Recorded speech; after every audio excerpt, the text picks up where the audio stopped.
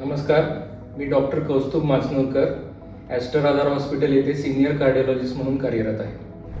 Heart attack आणि angioplasty याच्याबद्दल तर आपण नेहमीच ऐकत आलेलो आहोत, पण हे सोडून पण हृदयाचे काही महत्त्वाचे आजार आहेत. तर ते कोणते याविषयी आपण आज बोलणार आहोत.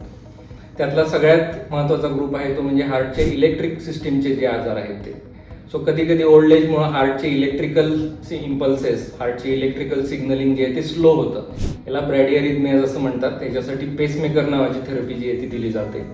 दुसरा प्रकार असतो याच्यामध्ये हार्ट रेट फास्ट आणि अनियंत्रित होतो. याच्यासाठी छोटंसं इलेक्ट्रिक शॉक देऊन रिसेट करणारं मशीन बसवलं जातं. याला इम्प्लांटेबल डिफिब्रिलेटर असं म्हणतात. आणि तिसरा ग्रुप असतो हे हार्ट फेल्युअरसाठी दिलं जातं. म्हणजे हार्टचा पंप ज्यावेळेस व्यवस्थित काम करत नाही त्यावेळेस त्याची एफिशियन्सी वाढवण्यासाठी एक प्रकारचा पेसमेकर बसवला जातो. याला कार्डियक रिसिंक्रोनायझेशन थेरपी असं म्हणलं जातं. त्यानंतर दुसरा प्रकार जो हार्ट डिसीजचा आहे त्याच्यामध्ये आहे हृदयाच्या झडपांची आजार. हृदयामध्ये इनफ्लोमध्ये 2 आणि आउटफ्लोमध्ये 2 झडपा असतात.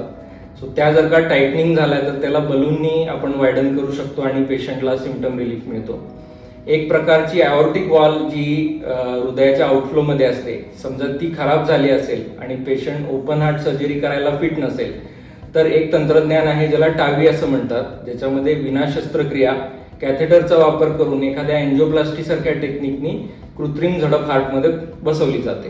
तर या शस्त्रक्रियेला टावी असं म्हणतात. तिसरा प्रकारचे आजार जे आहेत ते ॲओर्टिक डिसीज म्हणून समजले जातात. सो हृदयाचा पंप ज्या महारोहिणीमध्ये इजेक्ट करतो त्याला ॲओर्टा असं म्हणतात.